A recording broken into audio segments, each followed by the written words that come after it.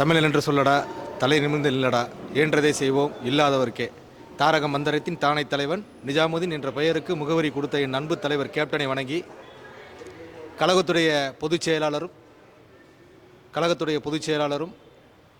கழகத்தின் காவல் தெய்வம் எங்களையெல்லாம் நல்வழிப்படுத்தி கேப்டனுடைய லட்சியத்தை நிறைவேற்ற இன்று வரை பாடுபட்டு கொண்டிருக்கும் கழகத்துடைய பொதுச் செயலாளர் மக்கள் தலைவர் புரட்சி அன்னையார் அவர்களையும் வணங்கி, தேசிய முற்போக்கு திராவிட கழகம் என்ற ஒரு கட்சியை கேப்டன் எந்த லட்சியத்திற்காக உருவாக்கினாரோ அந்த லட்சிய பாதையில் புரட்சி அன்னையார் அவர்கள் தடமாறாமல் கழக தொண்டர்களையும் கழக நிர்வாகிகளையும் கேப்டனுடைய தொண்டர்களையும் நல்வழிப்படுத்தி 2026 சட்டமன்ற தேர்தலுக்கான ஒரு மாபெரும் வெற்றி கனியை பறிக்க புரட்சி அன்னையார் அவர்கள் புறப்பட்டிருக்கிறார்.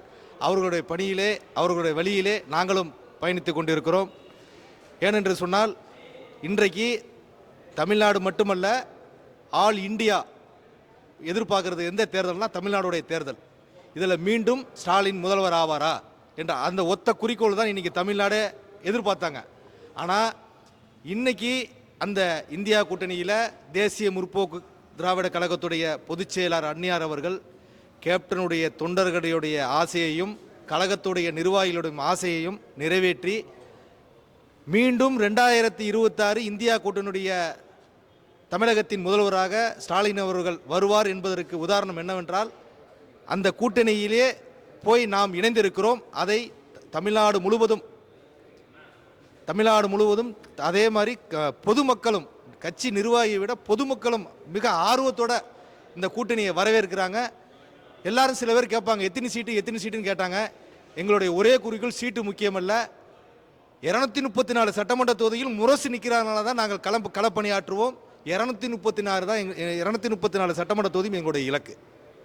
அன்னையார் அவர்கள் வழியில் கண்டிப்பாக இன்னைக்கு எப்படி பார்த்தீங்கன்னா, இன்னைக்கு இப்போ சில பேர்லாம் சொல்கிறாங்க, இப்போ திமுகவோட தேமுதிக கூட்டணி சேர்ந்தவொன்னே எல்லா ஊடகங்களையும் பார்த்தீங்கன்னா 2%, 1/2% இவங்களை போய் இவ்வளோ சீட்டு கொடுத்து வாங்கியிருக்காங்க. அவங்களுக்கு இந்த நேரத்தில் நான் சொல்ல வேண்டிய ஒன்றே ஒன்று என்னென்னா, அந்த 2%, 1% பற்றி ஏன் பேசணும்?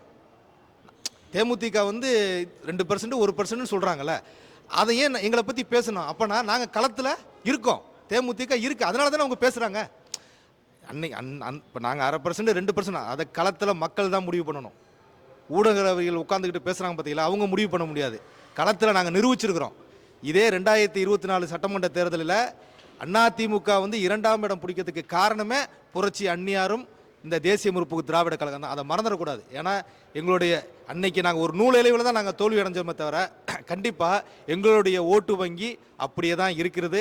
அதே மாதிரி கேப்டனுடைய முகமாக, கேப்டனுடைய மறு உருவகமாக புரட்சி அன்னையாரை பார்க்கிறோம், மக்களும் பார்க்கிறார்கள். எங்கள் அன்னையார் அலுவலகத்தில் உட்கார்ந்து இயேசுமலை உட்கார்ந்து கொண்டு மக்கள் பிரச்சனையை சந்திக்கவில்லை.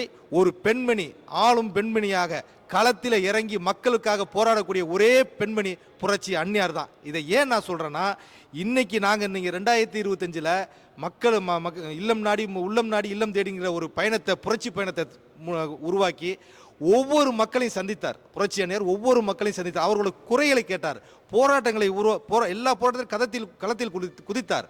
என்றைக்குமே மக்கள் பிரச்சனையை சிந்திக்கக்கூடிய எங்கள் கழகத்துடைய பொதுச் செயலாளர் அன்னையார் அவர்களுடைய வெற்றி, அவர்கள் கணித்த ஒரு வெற்றி. ஆனால் இந்த நேரத்தில் நாங்கள் அன்னையாருக்கு நன்றி சொல்லணும். ஏன்னா எல்லாரும் எதிர்பார்த்தாங்க, இந்தியா கூட்டணி ஜெயிக்குமா, மீண்டும் ஸ்டாலின் அவர்கள் முதல்வரான. ஆனால் தேமுதிக திமுகவோட கூட்டணி போனோன்னே அதோடைய இந்த கூட்டணியுடைய வெற்றியான அச்சாணியே அது தேமுதிக தான், அது புரட்சி அன்னையார் தான். இந்த வெற்றி மிகப்பெரிய வெற்றி, தமிழ்நாட்டில் ஒரு திரும்பி பார்க்கக்கூடிய ஒரு திருப்பு முனையாக இருக்கும். ஏன்னா 2006 புரட்சி கலைஞர் கேப்டன் கட்சி ஆரம்பித்தார், ஒரு புரட்சியை ஒரு மாற்றத்தை உருவாக்கினார். அதே போல் புரட்சி அன்னையார் அவர்கள் 2026 ஒரு புரட்சியை உருவாக்கிறார்.